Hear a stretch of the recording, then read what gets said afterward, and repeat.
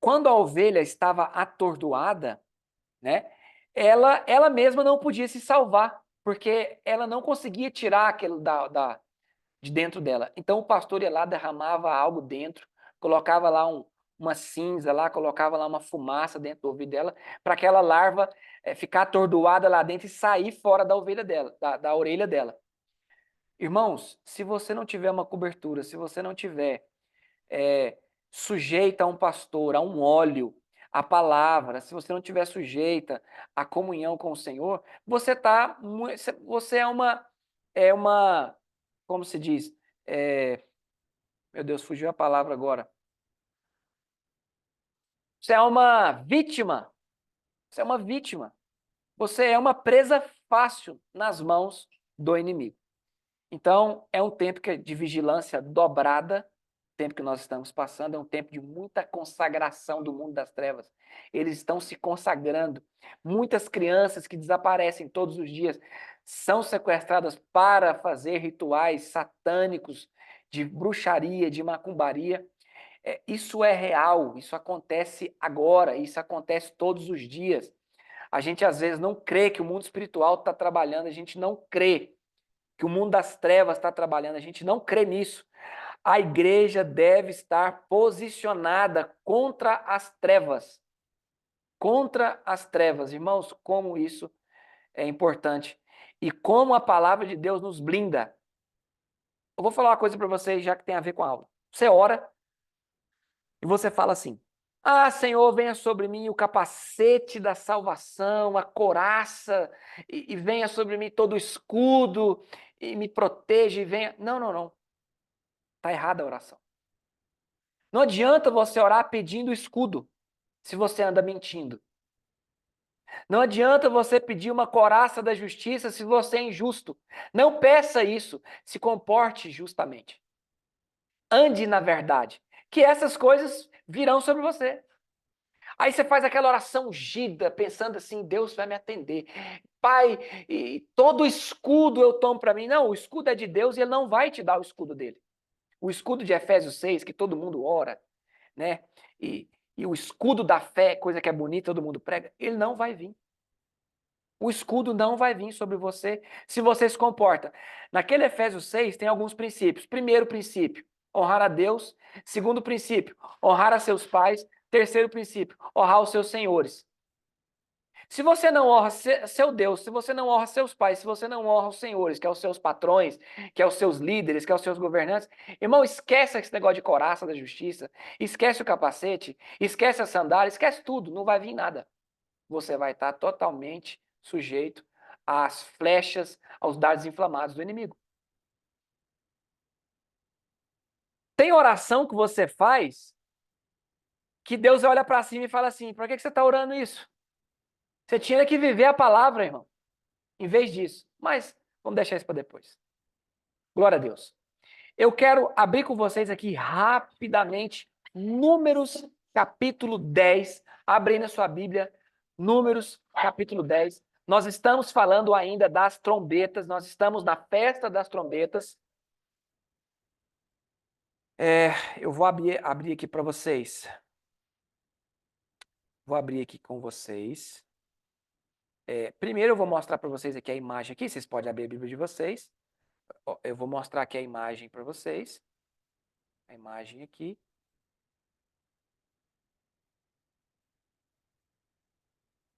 A apresentação. Vamos a imagem aqui para vocês aqui. E onde nós estamos? O negócio aqui sumiu agora, peraí. Sempre que eu faço um negócio aqui, eu perco aqui as coisas. É uma coisa incrível. Espera aí que eu vou mudar isso aqui de lugar. Ah, pronto, já estou vendo já. Eu vou colocar aqui na apresentação de novo. E vou pegar uma canetinha aqui, ó. Onde nós estamos no estudo? Nós estamos aqui, ó, nas trombetas. Yom Teruah Rosh Hashanah, festa das trombetas. Nós estamos na 7ª festa. Essa festa, profeticamente, já aconteceu? Não, porque quando ela acontecer, nós vamos ser arrebatados. Então, até hoje, as 5 primeiras festas já se cumpriram. Nós já passamos pelas 5 primeiras festas, que é a festa da Páscoa, o Senhor Jesus já morreu e já ressuscitou, né? No domingo de primícias. O pão ázimo aqui já aconteceu, que foi o sepultamento de Jesus no sepulcro, ele já aconteceu. O pão sem fermento, que é o corpo de Jesus sem pecado, já aconteceu, né? O cordeiro já foi morto. Nós já fazemos parte da mesa do cordeiro. O corpo de Jesus, que é o pão sem fermento, que é o corpo de Jesus sem pecado, já aconteceu. O domingo de primícias, que é o domingo da ressurreição, já aconteceu. E agora, nós em Atos 2, o que já aconteceu em Atos 2? Pentecostes, a primeira colheita, a descida do Espírito Santo, a primeira colheita de almas, já aconteceu. Agora nós estamos na sétima fase. Nós estamos entre a festa de Pentecostes e a festa das trombetas. Nós estamos nesse intervalo profético.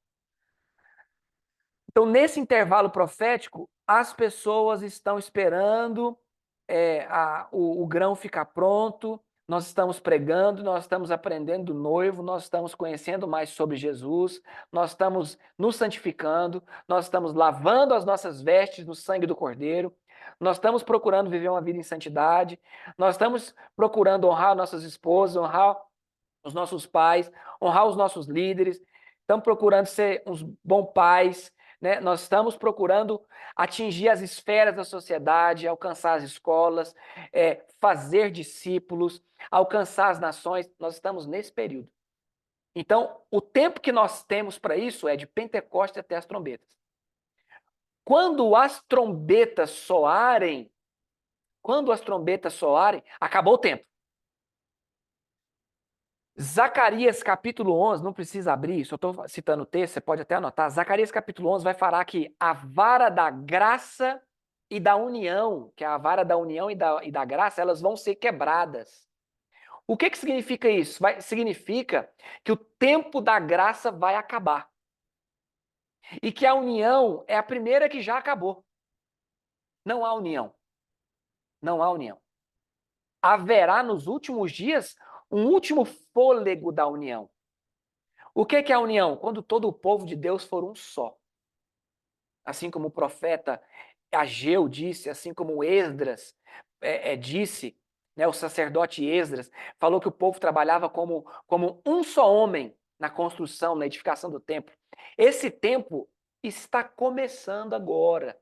Que tempo é esse? Um tempo onde a igreja, onde o povo do Senhor será um só homem, trabalhando em prol de uma só coisa. Esse dia vai voltar. Esse dia vai acontecer. Agora, nós estamos nesse intervalo. Aí você vai falar assim, pastor, por que até hoje a festa das trombetas não aconteceu? Você vai escrever aí, Romanos capítulo 11. Você vai anotar. Romanos capítulo 11 vai falar, por que ainda não aconteceu o arrebatamento? Romanos capítulo 11 responde. E eu vou te dar a moral de toda a história. Por que o arrebatamento não aconteceu? Porque ainda a plenitude dos gentios não entrou. Nós falamos sobre isso já em outras aulas, mas talvez agora abre sua mente nesse sentido. Todos os gentios para serem alcançados ainda não foram alcançados. Vocês estão entendendo isso aí? Olha só, o que é isso? Isso é tempo. Eu costumo dizer uma frase, eu não sei se eu sou a única pessoa que disse essa frase, porque nada é novo debaixo do sol. Porém, eu tenho uma frase que eu costumo repetir ela. Jesus não está demorando, ele está dando tempo. Então, Jesus ele não se atrasa, ele vai chegar no dia certo. Talvez a gente fale, Jesus está tarde, está demorando. Não, talvez ele está dando tempo para que a última alma que precisa ouvir do nome de Jesus, ouça. 200 homens do Hamas se converteram por um sonho que Jesus deu para eles. 200 homens do Hamas. Isso é uma vergonha para a igreja, sabe por quê? Porque Deus está tendo que dar sonho para pessoas, porque a igreja não avança. Né? A igreja não avança. Mas isso não entra Nesse ponto. Mas então, onde nós estamos aqui? Nós estamos nesse intervalo. O intervalo, nós estamos aqui entre Pentecostes e trombetas. O que é Pentecoste, pastor? Todo poder nos foi dado. O que é Pentecoste? Todo poder e toda autoridade foi dado para a igreja. Quem tem poder e autoridade na terra? A igreja. Quem tem poder contra as portas, quem tem poder contra o inferno? A igreja. Quem tem poder contra os principados e potestades? A igreja. Quem tem poder para arrancar as almas das garras do diabo? A igreja. Quem tem poder para destruir as obras das trevas? Para acabar com a cegueira espiritual da maldade nas regiões celestiais? A igreja. Quem tem que dominar as regiões celestiais? A igreja. Por quê? Porque em Pentecostes o próprio Espírito Santo desceu para habitar dentro da igreja. Quem é o Espírito Santo? O Deus Todo-Poderoso. O que ele pode fazer? Todas as coisas. Meu Deus, irmão. Fala pelo menos alguma coisa aí. Dá glória nessa igreja aí, pastor Gamaliel. Fala alguma coisa aí, irmão. Dá um glória aí, Ricardo. Glória. Glória a Deus, aleluia. Glória Olha a Deus, só. Senhor. Então, vamos lá. A igreja tem que voltar a entender quem ela é. Quem a igreja é? Quem a igreja é? Irmão, a igreja é a instituição, o organismo mais poderoso da Terra. Para que a igreja foi chamada para quê? Governar o mundo. Para que a igreja foi chamada? Governar o mundo. O que a igreja é chamada de quê? O que é um crente? Um crente é um embaixador do céu na terra. Você não é uma pessoa da terra na terra, não. Você é uma pessoa do céu morando temporariamente na terra. O que é um embaixador? Um embaixador é um representante de outro lugar que representa o seu país naquele país. Nós somos embaixadores do céu na terra. Quem tem autoridade no céu? Quem foi enviado do céu. Quando você nasce, o seu nascimento já não é terreno. Quando você confessa Cristo, o seu nascimento já não é terreno, o seu nascimento agora é do céu. Porque nós não fomos gerados mais da vontade do pai e da mãe, agora nós somos gerados da vontade do Espírito. Agora nós somos gerados da água, do Espírito e do sangue. São 3 que testificam no céu e são 3 que testificam na terra. A água, o Espírito e o sangue. Meu Deus, estou sentindo o poder de Deus aqui já. Oh, louvado seja Deus por isso. Louvado seja Deus por isso. Nós temos o sangue do Cordeiro, nós temos a água, nós temos o sangue, nós temos a água. E nós temos o Espírito. Nós temos tudo que nós precisamos para dominar tudo. Agora, olha que engraçado o que eu vou dizer agora. Para pessoas que às vezes não acreditam no arrebatamento. Na verdade, não acreditam no arrebatamento antes da tribulação. Quando acontece uma guerra no país, Ricardo, exemplo, estamos no Brasil aqui e tem uma pessoa dos Estados Unidos aqui no Brasil. O embaixador está aqui e tem alguns moradores americanos aqui no Brasil. Se o Brasil entrar em guerra agora, sabe o que os Estados Unidos vai fazer? Ele vai enviar aviões militares na mesma hora, para extraditar, para arrancar o povo deles de lá. Eu não sei se você sabe disso. Eu não sei se você sabe disso. O Brasil fez isso esses dias agora. Ele enviou um avião militar para buscar os brasileiros lá em Israel. Por que eles fizeram? Porque é assim que se faz. Se um país entre em guerra, os representantes daquele outro país vai mandar buscar eles. É uma prioridade de Estado. Quando o mundo entrar em guerra, quando a grande tribulação iniciar, o céu vai enviar suas carruagens para buscar os seus embaixadores, meus irmãos. Ah, ninguém entendeu nada, mas tá bom. Vamos deixar. Vamos lá. Números capítulo 10. Eu vou abrir aqui para vocês. Números capítulo 10. Eu vou abrir aqui para vocês. Vocês vão ver aqui nessa tela também. Eu vou colocar aqui em cima. Aqui. Ó, nós vamos ler a partir do verso 1 mesmo. Trombeta. Nós estamos na festa das trombetas. Então, aqui, olha aqui. Ó. Números 10, verso 1. Disse mais o Senhor a Moisés: faze-te 2 trombetas de prata, de obra batida as farás, e elas te servirão para convocares a congregação. Você pode sublinhar aí, convocação. Se na sua Bíblia tiver reunião, dá na mesma. Então, convocar a assembleia ou convocar a congregação, dependendo da sua versão. Então, são 2 trombetas. Uma trombeta é para convocar a congregação. A outra trombeta, você vai, tá aí, quando você sublinhar a convocação, coloca assim, ó, primeira trombeta. Reunir o povo de Deus. Reunir o povo de Deus. Aí você pode colocar entre parênteses, arrebatamento.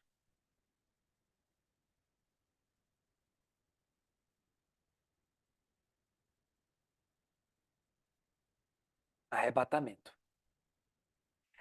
Aí depois da vírgula da sua Bíblia aí tem uma vírgula. Então, convocares a congregação ou a assembleia, reunir a assembleia. Não sei como é que está na sua versão, mas deve estar reunir ou convocar a congregação ou a assembleia. Então, depois da vírgula, está aí. E para ordenares a partida dos arraiais. O que é a partida dos arraiais? Quando a segunda trombeta tocava, o pessoal começava a marchar. Você vai sublinhar isso aí, você vai colocar assim, ó, a descida da igreja no fim da grande tribulação. Porque essa segunda trombeta era o toque para o povo começar a marchar. Então, a primeira trombeta toca para reunir, a segunda trombeta toca para o povo avançar. Do mesmo jeito vai ser no arrebatamento. A trombeta toca, nós subimos e nos reunimos com Cristo. A segunda trombeta toca e nós descemos para lutar. Ah, pastor, a igreja vai lutar com quem? A igreja vai lutar com aqueles que vão fazer guerra contra o Cordeiro. No fim da grande tribulação, as nações vão fazer guerra contra o Cordeiro e contra os santos. O que vai acontecer? Eles vão morrer, é claro. Todos aqueles que fizeram guerra contra o Cordeiro. Como a igreja vai vir no fim da grande tribulação com o ungido? Eu vou te falar como que ele vai vir. Jesus vai vir com uma veste. Jesus tem um guarda-roupa. Nesse guarda-roupa ele tem algumas roupas. Uma das roupas que ele tem, e tá lá. Outra hora eu vou te mostrar que por que essa roupa tá lá. A Bíblia fala que o anjo deu a roupa para ele. E ele se vestiu de uma veste. Eu estou falando a descida dele. E a veste era uma veste salpicada de sangue. Aí você me pergunta, que veste é essa que Jesus vai vestir para descer? Ele vai vestir a veste que ele sujou quando ele estava na cruz. Ele vai vir vestido com um manto de sangue. O mesmo manto que ele subiu para o céu, ele vai descer. O manto da batalha. Aquele que nós falamos, eu não sei se foi aqui ou foi em outro lugar que eu estava dando aula, eu falei, ele vem, quem é este com as suas vestes salpicadas de sangue? Quem é este? Aí o anjo responde, este é aquele que sozinho pisou o lagar. Ele sozinho lutou e venceu. Porque a cruz foi a maior luta de Jesus e ele venceu.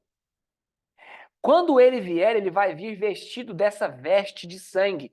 E os santos? Como que os santos vão estar? Irmão, os santos vão estar com a faca nos dentes.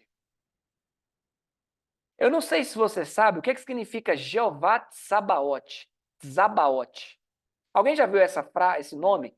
Jeová Tsabaoth. É T-Z-A-B-A-O-T, mudo, em hebraico, né? Tsabaoth. Ou Sabaoth, Shabaoth, Jeová Sabaoth. O que significa Jeová Sabaoth? Significa Senhor dos Exércitos. Alguém de vocês já se perguntou por que a Bíblia fala que Deus ele é o Senhor dos Exércitos, no plural? Porque Deus não tem um exército, Deus tem 4 exércitos. Quais são os 4 exércitos de Deus? O primeiro, exército dos anjos. Os anjos são um dos exércitos de Deus. Segundo, natureza. É o segundo exército de Deus. Deus usa esse exército quando Ele quer, a hora que Ele quer, do jeito que Ele quer. Como? Ele manda um raio, Ele manda um tsunami, Ele manda um terremoto, Ele manda um animal, Ele manda um corvo, Ele manda o que Ele quiser, irmão. Ele manda um grande peixe engolir Jonas, ele manda os ursos comer os caras que zombou da calvície de Eliseu, ele manda, irmão, ele manda um corvo alimentar Elias, ele manda as feras do campo, em Apocalipse, as feras do campo vão ser dada ordem para elas comerem a terça parte da terra. Fala misericórdia. É isso aí. Antes do dilúvio, quem mandou os animais para a arca? O Senhor. Um dos exércitos do Senhor é a natureza. É o segundo exército. O terceiro exército do Senhor se chama Israel. Israel é o terceiro exército do Senhor.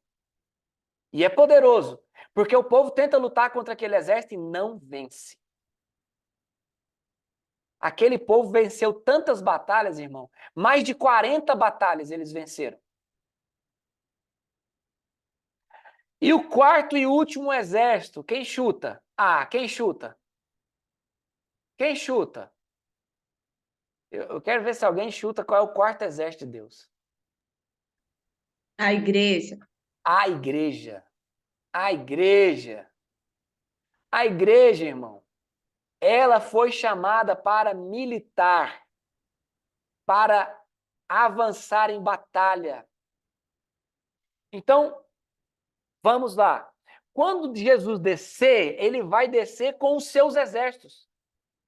Ele vai dar ordem para os anjos vão nas 4 extremidades da terra. E os santos vão descer com eles. Só que os santos, quando descer com Jesus, vão estar com os corpos de glória, ou corpos glorificados. O que é um corpo glorificado? Um corpo que já voa, que atravessa a parede, um corpo que já não se alimenta mais com as comidas da terra. Que corpo é esse, irmão? Um corpo semelhante ao dos anjos, que Lucas, não sei se é 23 ou é Lucas 17, ou é Lucas 11, eu não sei, ou é Lucas 13, eu não lembro. É Lucas alguma coisa que fala que nosso corpo será semelhante aos anjos. Outra coisa que vai acontecer com o corpo glorificado, não casa e não se dá em casamento. Você não vai ser mais casado, esquece. Esse tempo não vai ter mais casamento para você que foi glorificado. Mas dê glória a Deus por isso, irmão. Pode dar glória a Deus. Não é ruim, não. Isso não é ruim, não. Você vai estar curado nesses dias. Então, você vai receber um corpo glorificado. Com qual idade, mais ou menos? A idade perfeita, mais ou menos 30 a 33 anos. É a idade. Qual idade que Adão tinha? O povo pergunta, Adão tinha umbigo? Sei lá se Adão tinha umbigo, irmão. Não sei se Adão tinha umbigo, eu só sei que Adão nunca foi criança. Adão não foi gerado de uma barriga. Mas Adão provavelmente foi criado com 30 anos. Qual idade que Jesus está agora? A mesma idade que ele foi, irmão. A idade perfeita. Quando um bebê morre, com qual idade? O bebê morre, ele volta para o céu. Com quantos anos ele vai voltar? Na aparência de um homem de 30 anos. Meu Deus do céu, isso é muita informação, né? Então vamos lá. A igreja vai descer com ele como um exército. Então, a primeira trombeta reúne, convoca, e a segunda trombeta é a ordem para descermos e guerrear. Então, aqui, ó, verso 3. Quando se tocarem as trombetas, toda a congregação ajuntará a ti a porta da tenda da revelação. Mas quando só tocar uma só, a ti a congregação, os príncipes, os cabeças, os militares de Israel, quando se tocar retinindo, partirão dos arraiais que estão acampados da banda oriente. Então aqui está falando como que essa trombeta ia soar e por que ele ia soar e para quê, né? Mas quando se houver de reunir a congregação, tocar-se-ia sem retinir. Então, 2 Tessalonicenses capítulo 2, a partir do verso 1, Paulo vai dizer o seguinte: quanto à nossa reunião, se você abrir o texto que nós estamos falando muito sobre ele, que é 2 Tessalonicenses capítulo 2, só para você sublinhar na sua Bíblia aí, eu acho que você já sublinhou isso, 2 Tessalonicenses capítulo 2, você vai entender agora porque que Paulo está falando aqui, olha aqui, ó. Paulo está falando aqui, ó, ora, quanto à vinda do nosso Senhor Jesus Cristo e a nossa reunião com ele, tá aqui, ó, reunião, convocação, reunião, convocação. O que é reunião? Arrebatamento.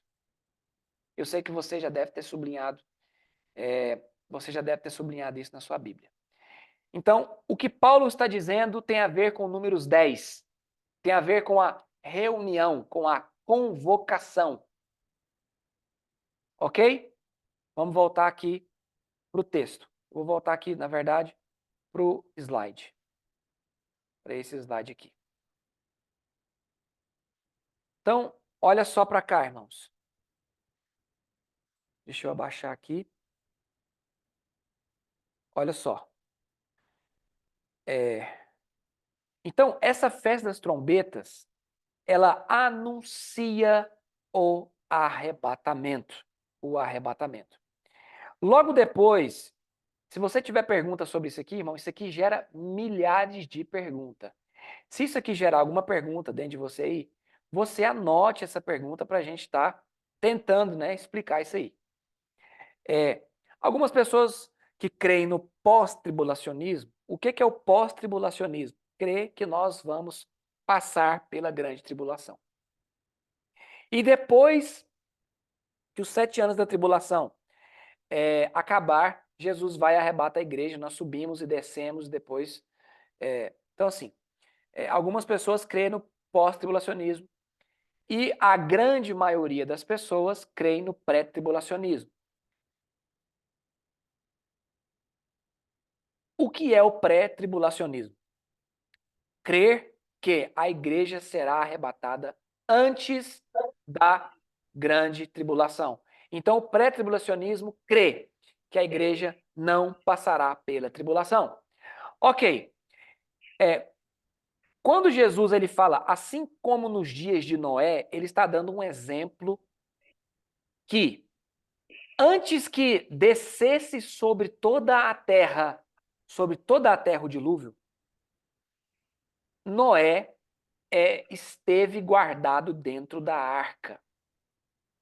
Falar que a igreja passa pela tribulação é a mesma coisa que dizer que que Noé e sua família passaram pelo dilúvio batendo as mãos na água, nadando durante aqueles dias todos, mais de 100 dias. Eles ficaram nadando ali à deriva, passou o tempo e depois Deus salvou eles. Essa é a visão pós-tribulacionista. A visão pré-tribulacionista crê como? Crê que antes que caísse a primeira gota de chuva, o povo estava dentro da arca. Então, o que eu estou querendo dizer?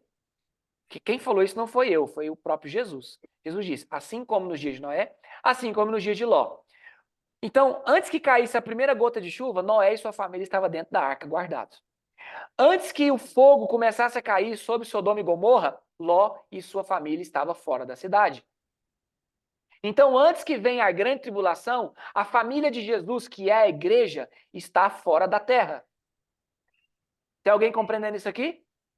O que marca o arrebatamento? A trombeta soar. O soar da primeira trombeta reúne o povo. Reúne o povo. Tem um texto, eu vou até procurar ele aqui para vocês aqui, está em Gênesis. Deixa eu me lembrar aqui qual texto.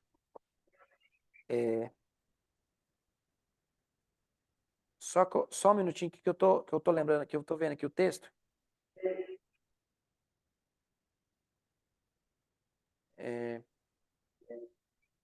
Espera só um minutinho que eu já vou te dar.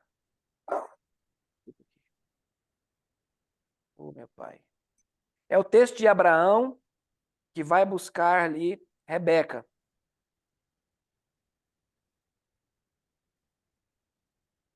Eu acho que é... Só um minutinho. Eu acho que é Gênesis 24. Deixa eu abrir aqui. Gênesis, eu creio que é 24. Deixa eu ver aqui. É isso mesmo. Gênesis 24. Abre aí que eu vou mostrar uma ilustração muito grande. Essa ilustração é muito grande. Eu creio que você já ouviu. Eu acho que eu já devo ter falado sobre isso com vocês. Mas há uma ilustração muito grande aqui. Era a partir do verso 1. Irmão, esse texto é muito lindo. Amor, liga aqui para mim, por favor. Era Abraão já idoso, bem avançado em anos, e o Senhor em tudo havia o abençoado. Disse Abraão ao seu mais antigo servo da casa, que governava tudo o que possuía: põe a mão por debaixo da minha coxa, para que eu te faça jurar pelo Senhor, Deus do céu e da terra, que não tomarás esposa para meu filho das filhas dos cananeus, entre os quais habito. Mas irás... Não, põe aqui, por favor. Mas irás à frente, irás à minha parentela, daí tomarás esposa para Isaque, meu filho. Disse o servo: talvez não queira a mulher seguir-me. Irmão, olha para isso, sublinhei. Talvez não queira a mulher seguir-me.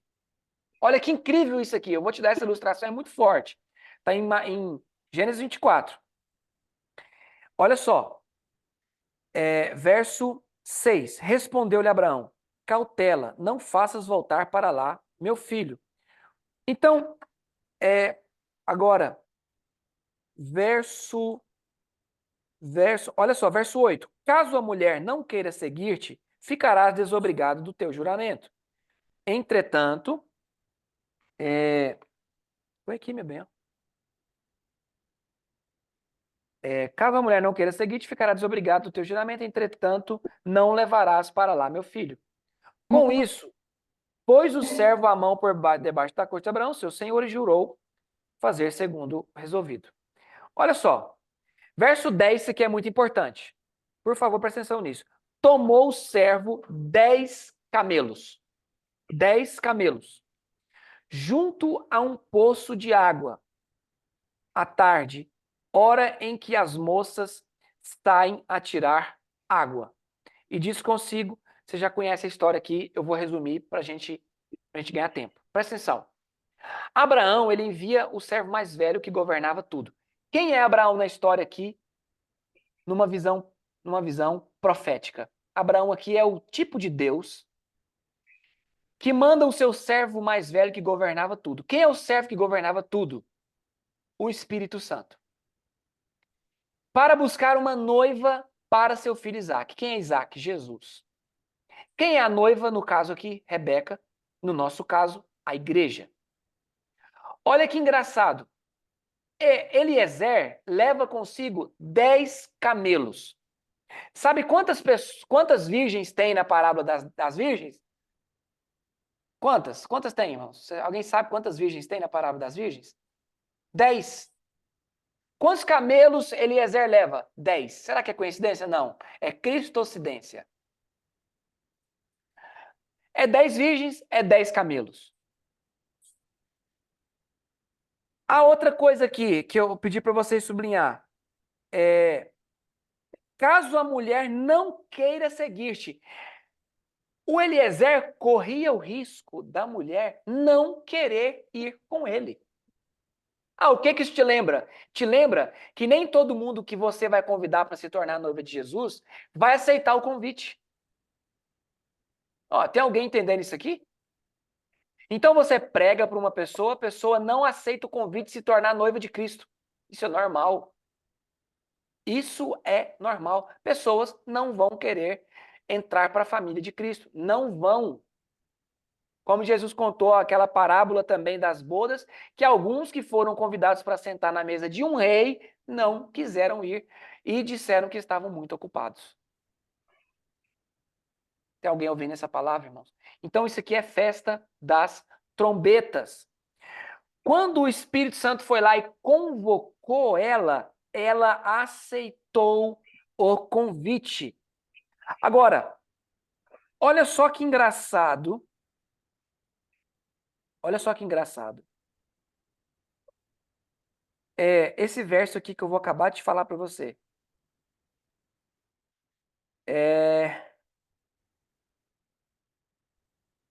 Peraí. Peraí. Verso.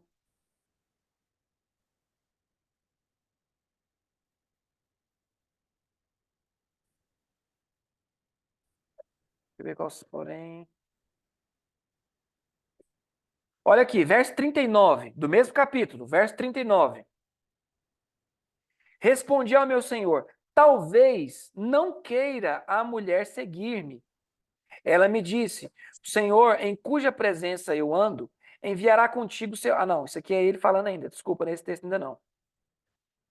Eu quero vir aqui na hora que o povo quer.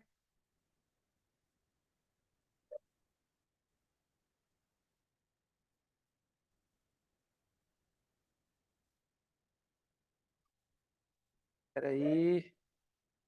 Como é grande aqui o discurso. Ah, olha aqui, ó. Olha, verso 54. Depois começaram a beber, comeram e beberam, ele e os homens que estavam com ele. E passaram a noite e madrugada quando se levantaram. Disse o servo: permiti que eu volte a meu senhor. Mas o irmão e a mãe da moça disseram: irmão, presta atenção nisso aqui. Presta muita atenção nisso aqui, por favor. Verso 54. E 55 agora. Mas o irmão e a mãe da moça disseram: fique ela ainda conosco alguns dias, pelo menos 10, e depois irá.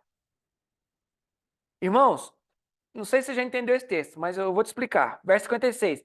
Ele, porém, lhes disse: não me detenhais, pois o Senhor me tem levado a bom termo na jornada. Permiti que eu volte a meu Senhor. Disseram: chamemos a moça e ouçamo-la pessoalmente. Irmãos, no verso 55, os irmãos, o irmão e a mãe da moça queriam que ela ficasse. Aí você fala assim, o que tem a ver isso conosco hoje? Tem a ver que Jesus disse bem assim, se você não aborrecer pai, mãe, irmão, cunhado, sogra, se você não aborrecer, você não é digno de mim.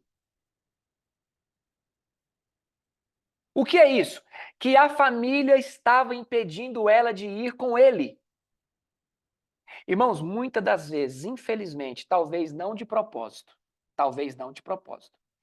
a nossa família é um grande agente que nos impede de fazer a obra de Deus. Eu estou lendo o texto, eu estou falando sério. A mulher aqui, a Rebeca, é a igreja. O servo aqui é Eliezer. E é o irmão dela e a mãe dela está querendo segurar a menina. Eu vou te dizer, talvez a sua família está te segurando para fazer aquilo que você tem que fazer. Eu só estou te mostrando o texto. Isso aqui é real, isso aqui. E o texto que eu citei aqui, quem disse foi Jesus. Se você não aborrece pai, mãe, irmão, sogra, até sogra fala lá, por incrível que pareça. Irmão, o povo queria que eles ficassem lá mais 10 dias. Se o seu Senhor está te chamando para você ir, o que vai te deter, irmão? O que vai te deter para você fazer aquilo que o seu Senhor está te chamando para fazer? Irmão, o Espírito Santo está te convidando a fazer parte de uma caminhada, de uma obra com ele, e algumas pessoas estão te detendo a esse nível. Eu só estou lendo um texto. Por favor, presta atenção nisso aqui, que eu não premeditei abrir esse texto aqui. Só que aí, presta atenção no verso 57. Eles disseram assim, ó. Então chama ela para ver se ela quer ir. Aí no verso 58, chamaram, pois, a Rebeca e lhe perguntaram: queres ir com este homem? Aí eu tô dando uma pregação para você de graça aí, ó. Não tô cobrando nada, nem precisa fazer o Pix. Nem precisa fazer o Pix. Olha isso aqui, irmão. Olha a pergunta. Queres ir com este homem? Este homem aqui, no caso, é o Espírito Santo. Eu vou te fazer essa pergunta. Você quer ir com o Espírito Santo? Você quer ir com o Espírito Santo fazer o que ele vai fazer? Você quer ir com o Espírito Santo, andar com o Espírito Santo para onde ele quer te levar? Ah, irmão, mas não é possível, irmão. A internet travou, vocês estão aí? Eu estou vendo vocês tudo travado, vocês estão aí, né? Amém. Glória a Deus. Não é porque aqui travou, aqui a imagem de vocês congelou para mim aqui. Mas então vocês estão vendo aí, glória a Deus. Olha a pergunta, o Gabriel, eu sei que chegou agora, Gênesis 24, verso 58. Olha só aqui, olha a pergunta. Queres ir com este homem? Você está afim de ir com o Espírito Santo, fazer o que o Espírito Santo vai fazer através de você? Você está afim de ir caminhar no deserto com o Espírito Santo? Eu não sei se você sabe que da onde Rebeca estava até Isaac estava, eles percorreram um deserto. Agora, olha só o que ela respondeu. Irei. Algum vídeo deve estar aberto. Irei. Olha só o que a mulher disse. Irei. Então despediram a Rebeca, sua irmã, e a sua ama, e ao servo de Abraão, e a seus homens, abençoaram a Rebeca e lhe disseram: és nossa irmã, se tu a mãe de milhares, e que a tua descendência possua a porta dos teus inimigos. Então, olha só, meus irmãos. O texto que eu quero chegar agora é. Deixa eu ver aqui. Verso. Verso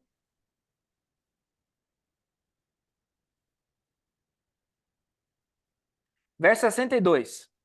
Ora, Isaac vinha de caminho de Ber-Lahai, porque habitava na terra de Negueb, do deserto de Negueb. Negueb é um deserto. Olha só, sublinha na sua Bíblia aí esse verso 62 e coloca aí, vinha de caminho.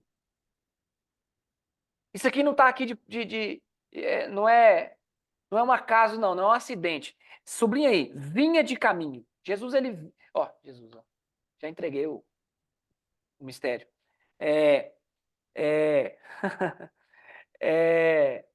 Isaac saiu de onde ele estava e ele vinha para o deserto. Verso 63. Saíra Isaac ao meditar no campo ao cair da tarde. Erguendo os olhos, viu, e eis que vinham camelos. Eis que vinham camelos. Quem ele viu primeiro? Os camelos. Quem conduz a noiva para o noivo? As 10 virgens. Quem são as 10 virgens? Os ministérios que estão levando a noiva adornada para o noivo. Olha que lindo. Verso 64. Também Rebeca levantou os olhos e, vendo a Isaque, apeou do camelo e perguntou ao servo: quem é? Meu Deus do céu, não, irmão. Será que é só eu que fico emocionado de ler esses textos? Quem é aquele homem que vem pelo campo ao nosso encontro? Isso aqui se repete em Cantares de Salomão. Quem é este, o meu gamo, que vem saltando sobre os montes? Ah, não, irmão, para. Vocês não gostam, não. E o meu senhor respondeu: então tomou ela o véu e se cobriu. O servo contou a Isaque todas as coisas que havia feito. Isaque conduziu até a tenda de Sara, mãe dele, e tomou a Rebeca, e esta lhe foi por mulher. Ele a amou, assim foi Isaque consolado depois da morte de sua mãe. Irmão, quando os dois se encontraram, eles foram para a noite de núpcias. Meu Deus do céu. Eles foram para a noite de núpcias. O que eu estou querendo frisar nesse texto aqui é que Jesus, ou Isaac, aqui, ele vinha a caminho. A Bíblia fala que nós iremos encontrar com ele nas nuvens. Nas nuvens. As nuvens já é o terceiro céu? Não. As nuvens estão no meio do caminho. Nós não vamos direto para o céu. Ele vem de encontro. Ele vem nos encontrar. Ele vem nos encontrar no meio do caminho. Tem alguém entendendo isso aqui, irmãos? Agora, Amém. seguindo o próximo passo, passando a grande tribulação que acontece aqui, esses 10 dias aqui é os dias das festas, mas no tempo da tribulação serão 7 anos, né? Serão 7 anos. Aqui já é o tempo da grande tribulação. Entre as trombetas e a expiação, que é chamado Yom Kippur. O que é o Yom Kippur? É um dia nacional solene, é um arrependimento nacional, onde toda a nação de Israel se reunia em arrependimento. Qual é a questão aqui? A questão aqui é que quando chegar na metade, eu vou colocar vou apagar isso aqui, ó. Peraí, cadê você? Vou apagar esse círculo que eu fiz aqui, para você não se confundir. E olha só, daqui para cá, tem aqui a metade, que são 3,5, que é a metade da grande tribulação. 3,5, né? Dos 7 anos, a metade da grande tribulação.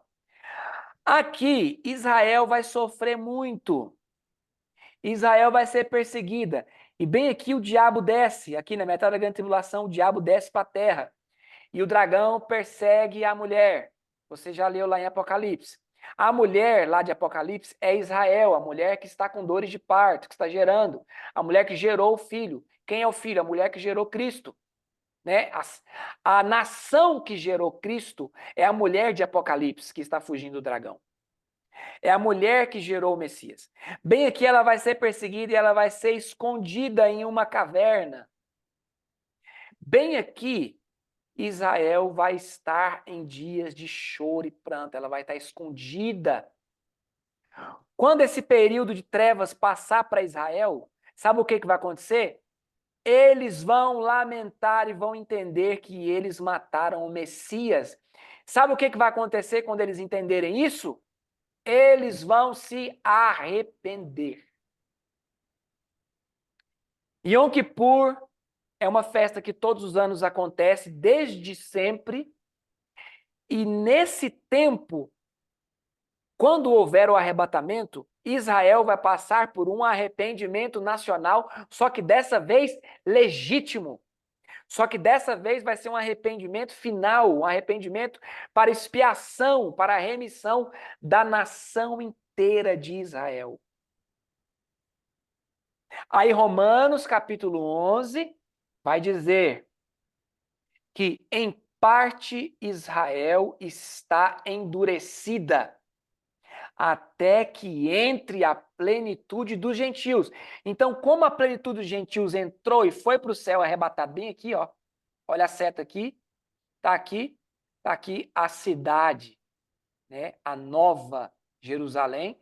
A igreja sobe nas trombetas entra na cidade, ela vem descendo, a igreja vem descendo. A cidade que desce do céu. Enquanto isso, Israel foi espremida pela grande tribulação e ela se arrepende. Ela se arrepende. Depois que ela se arrepende, não vou entrar em pormenores, no tempo que eles vão chorar, que eles vão limpar os mortos, eles vão ficar velando os mortos, eles vão limpar as ruas, as trincheiras durante 30 dias, eles vão chorar durante 40 dias. Isso, isso tem que ser numa aula de escatologia muito bem explicada. Isso aqui é só a explicação das festas, para você ver que as festas se encaixam perfeitamente no tempo profético de todas as coisas. Quando eles chorarem a morte aqui do Messias, quando eles entenderem que eles mataram o ungido, que vai ser aqui, que eles vão chorar amargamente. É a expiação, é o Yom Kippur. Quando eles entenderem isso, o que acontece? Eis que o próprio Messias descerá do céu e vai enxugar as lágrimas deles. Meu Deus do céu.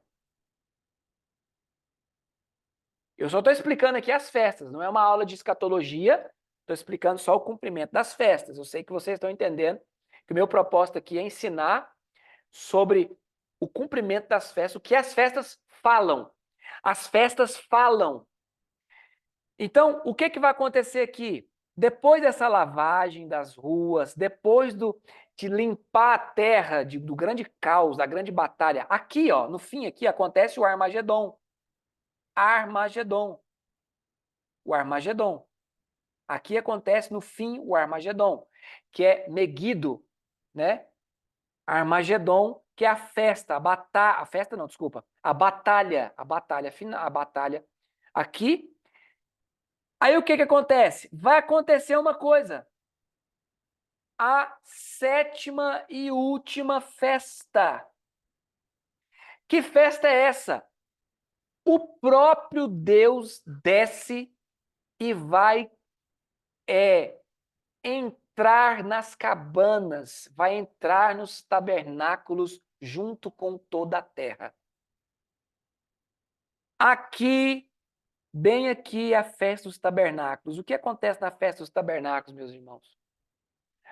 Todo Israel se juntava, eles faziam cabanas, eles se juntavam e festejavam para anunciar que haveria um tempo futuro que o próprio Deus viria habitar com eles para sempre. Então, a festa das cabanas, que é a mesma festa dos tabernáculos, fala que o próprio Deus descerá e habitará no meio de nós. No Antigo Testamento, Jesus estava escondido dentro de Deus. Ele era o mistério escondido no seio do Pai. Na graça, o Filho se manifesta aos homens, se faz carne. Então, o Pai está no céu e o Filho está na terra. Porque agora o Pai quer um corpo para tabernacular com os homens. Quando tudo isso se cumprir, Deus entra dentro do Filho e vem morar na terra com todas as pessoas. Então, olha só que agora Deus tem um corpo para morar, habitar no meio. A festa das cabanas, a festa dos tabernáculos significa Deus no meio do povo. Eu vou abrir uma tela branca aqui para me fazer um desenho para você. Deixa eu ver se eu consigo aqui. Onde está isso? Não sei. Mas deixa eu ver aqui se eu consigo fazer um desenho para vocês. Tem uma tela aqui que dá para desenhar. Não sei onde ela está.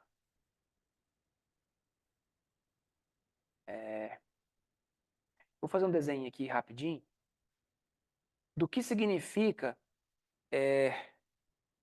Onde é que eu vou fazer? Vou pegar uma imagem aqui mais branca.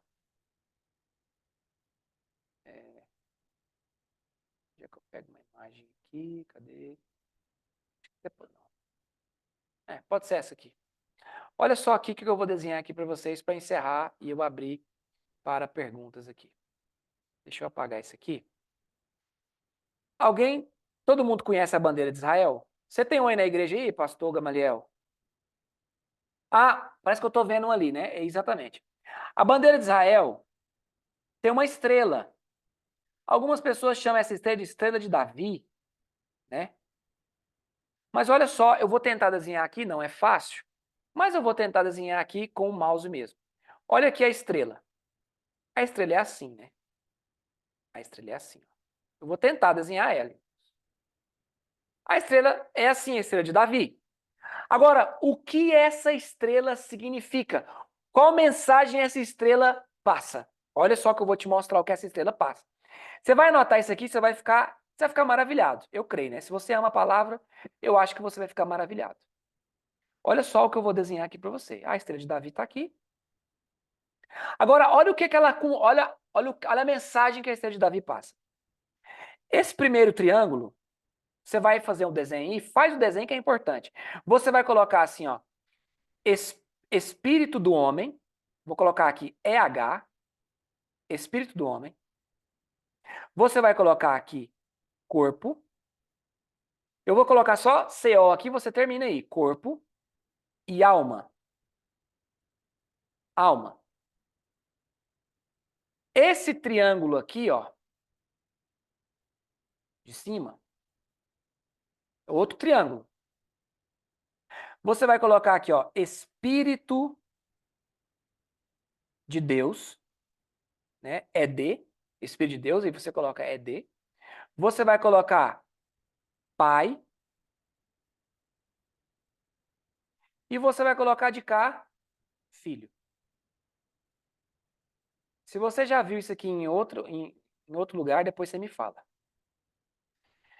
Então, olha só, não sei se você está conseguindo enxergar. O espírito do homem, o espírito de Deus, o corpo, a alma. Se você juntar, se você descer esse triângulo aqui, se ele descer, o que acontece? Ele entra dentro do homem, ele desce e entra dentro do homem. Olha o que está na frente aqui, o Espírito de Deus entra no espírito do homem. É a primeira etapa da salvação. Depois, o filho e o pai se tornam um. Ou seja, eu vou resumir. O que a estrela de Davi comunica? Que Deus desceu para entrar dentro do homem e para se tornar um só com ele. A estrela de Davi, a bandeira de Israel, significa Deus dentro do homem. Ah, irmãos, não é possível. Eu acho que ninguém deve ter entendido, então vocês me desculpam.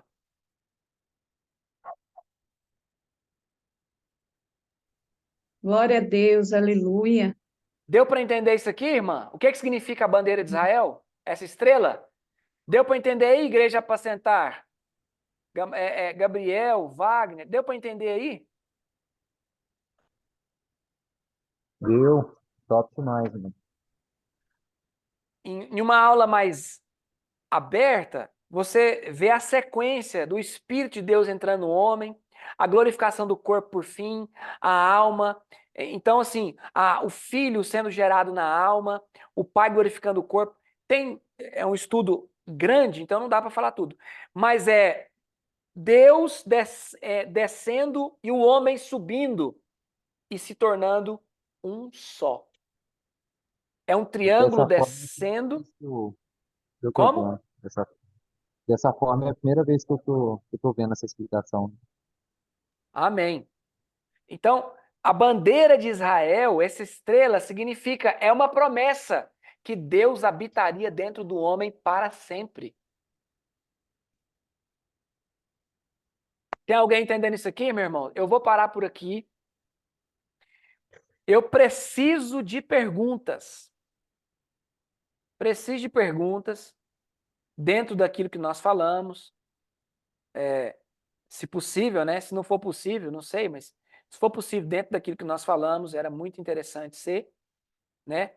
Eu vou fechar aqui agora o slide, vou abrir de novo aqui para a câmera. Eu quero ver vocês falar alguma coisa. Estou ansioso para ver vocês falar alguma coisa. Não é possível que a igreja inteira para sentar aí não tem nada para falar. O Wagner, a Aline, a Ceir, ninguém, a Valéria, nada. Ninguém tem uma dúvida?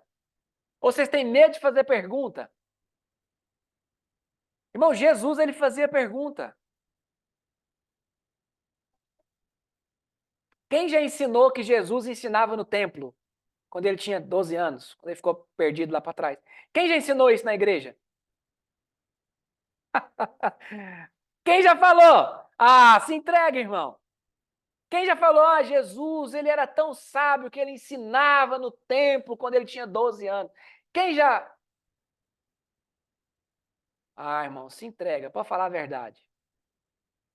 Jesus, ele não ensinava no templo. O texto está escrito assim, ó, e os mestres ali, os sacerdotes, se maravilhavam com suas respostas. Aí o povo, os crentes, vai e prega assim, ah, mas Jesus, ele estava ensinando. Estava ensinando nada não, irmão. Ele era menino. Por mais que ele fosse ungido de Deus, ele estava lá no templo, sabe para quê? Para aprender. Jesus passou por uma escola rabínica. Para você que não sabe, Jesus estudou a Torá, como qualquer outro menino da sua idade. As nossas crianças não estudam a Bíblia. Nós temos que pôr nossos filhos para estudar a Bíblia, irmão. Domingo eu estava aqui ensinando meus meninos a Bíblia. Pensa num culto. Eu aqui, minha esposa e meus 3 meninos aqui nessa mesa aqui, irmão. Pensa. Dando aula sobre Ageu para eles, sobre o profeta Ageu. Minha esposa brigou comigo, passei de 1 hora de aula, ela ficou brava comigo, os meninos também, mas foi glória. Foi uma festa. Ninguém vai falar nada, não, irmão? Não tem pergunta? Não, Nada? foi muito Pastor nada. Gamaliel, fechou a festa as 7 festas? Foi bênção entender isso aí? Foi produtivo ou não? Ou para que eu não precisava saber isso para nada, não? Precisava. Gabriel, Wagner, Seir, dá um testemunho aí, Seir. Gabriel participou. Testemunho? Se você entendeu alguma coisa, como é que foi essa? Isso foi vantajoso Então, aprender sobre essas?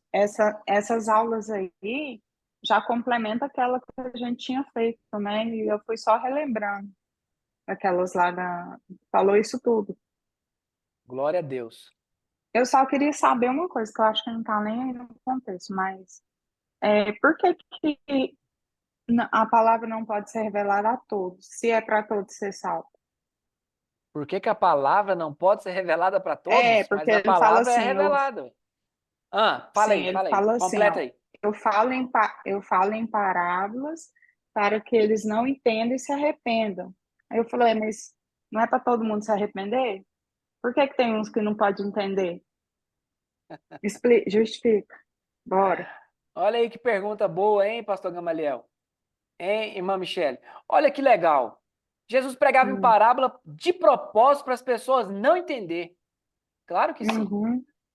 Aí ele me É, complicou, nem eu tô entendendo. complicou não.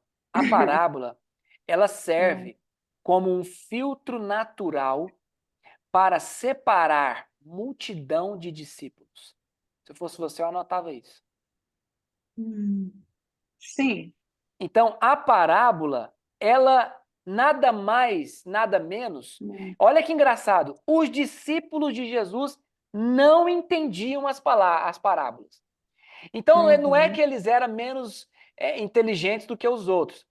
O que acontece uhum, é porque a multidão ia embora sem entender e uhum, eles ficavam e perguntavam as respostas, para saber as respostas.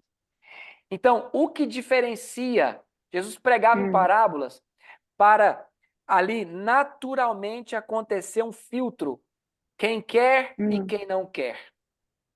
Então, Hum. quem quer, vai nele e pergunta: Senhor, eu não entendi nada, me explica. Quem não quer, vai embora. É Simples porque, quanto é isso. porque eu li que estava escrito assim, para que eles não se arrependam e sejam salvos, né? Então, tem uma parte assim, eu não sei se é em Mateus ou é em Marcos. Aí eu falei, mas é para todo mundo arrepender, Deixa eu ler o texto. Você sabe qual que é o entendeu? texto? E eu não sei se é Marcos ou Mateus. Não sei, não. Se alguém Eu acho souber, que é fala aí. Marcos. Eu acho que é em Marcos. Agora não sei aonde, que eu não guardo nada. Mas tem muita coisa que eu fico assim, sem saber mesmo, porque. Deixa eu ver se é Mateus 13. 13, 10. Mateus 13. Deixa eu ver. Não sei se eu deixei marcado. Que então se aproximaram os discípulos e lhe perguntaram: por que eles falas por parábolas? Ao que respondeu: Hum, porque a vós outros é dado conhecer os mistérios do reino dos céus, mas aqueles hum, não lhes é isso concedido.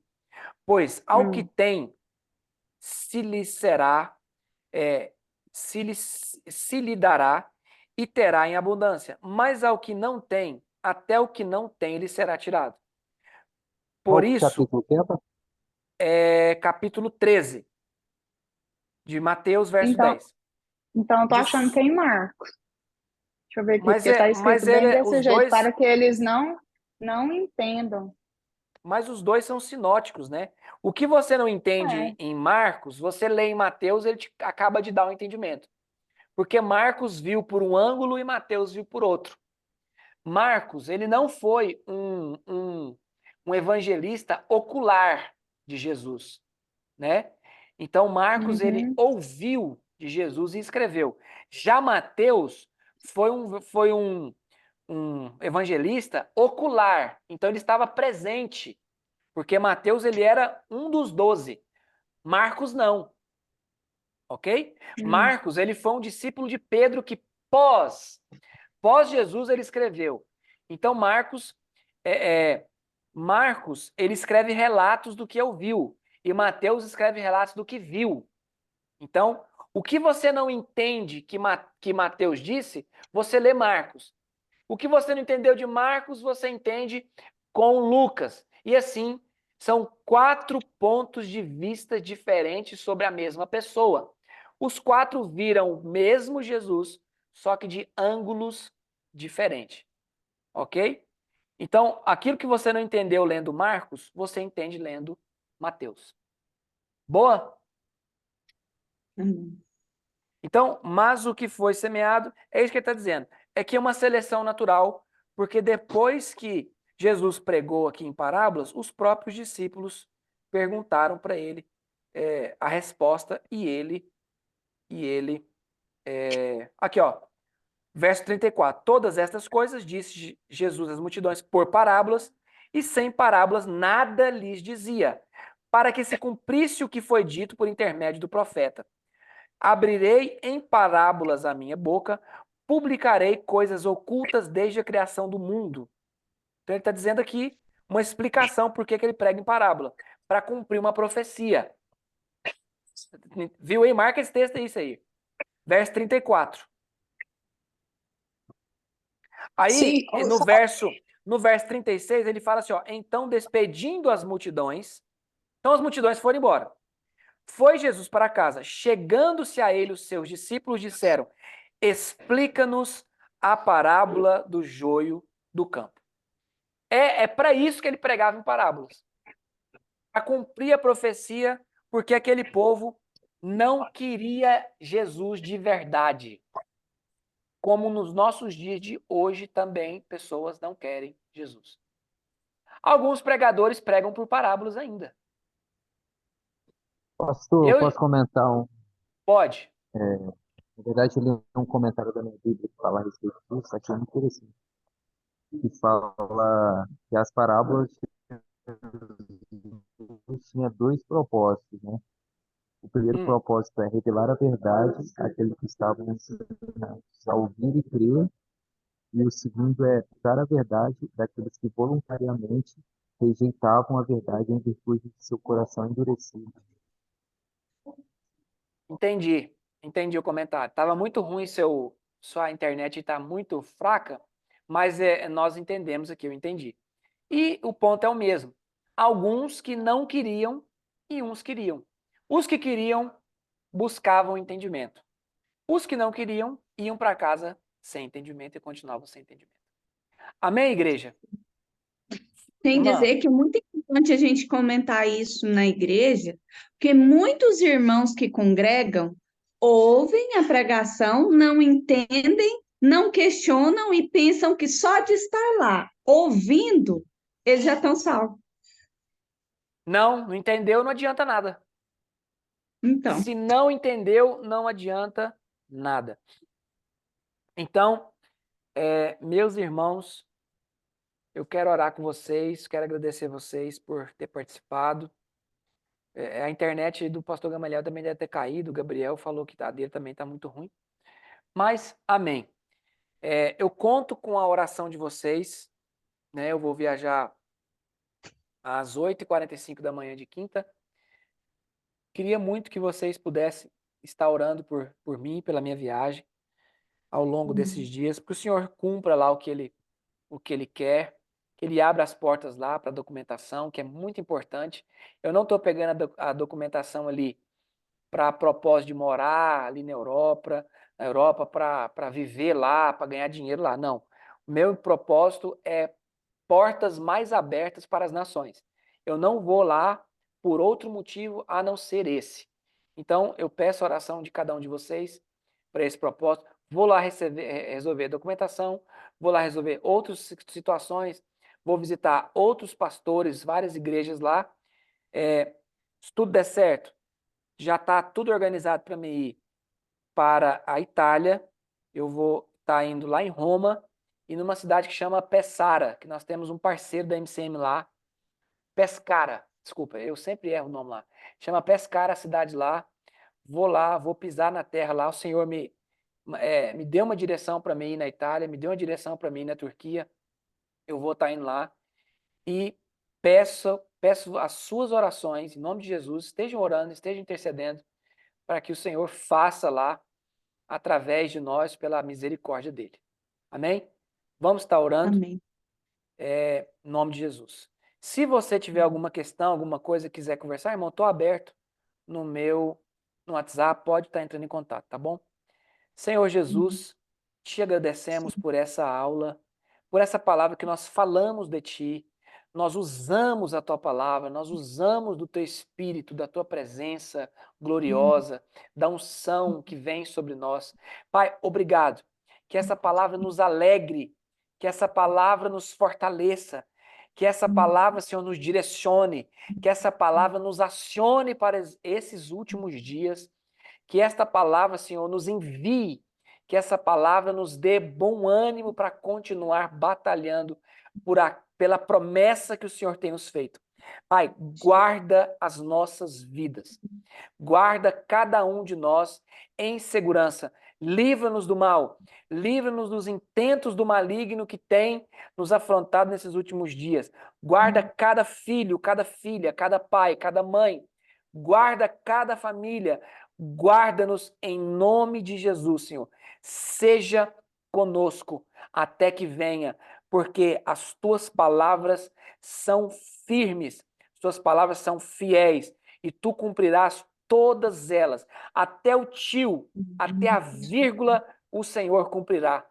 Assim te louvamos, te agradecemos, em nome do Senhor Jesus. Amém. Que o Senhor te abençoe e te dê paz, em nome de Jesus. Está encerrada a nossa live, te agradeço muito. Vou publicar ela no YouTube ainda agora, para já deixar isso pronto. E compartilhe lá. Tem uma palavra que eu coloquei lá no YouTube que está polêmica. Como identificar os pastores alienadores lá. O povo, meu Deus do céu, o povo gosta, acho que é do título, né? O povo vai atrás do título. Vou ver se eu coloco umas palavras mais picantes lá, né? Mais quente lá, para o povo ficar com raiva mesmo e ir para a Bíblia. Tá Tá bom, irmão? Deus abençoe vocês. Em nome de Jesus. Tchau para vocês. Está encerrada a nossa live. Amém.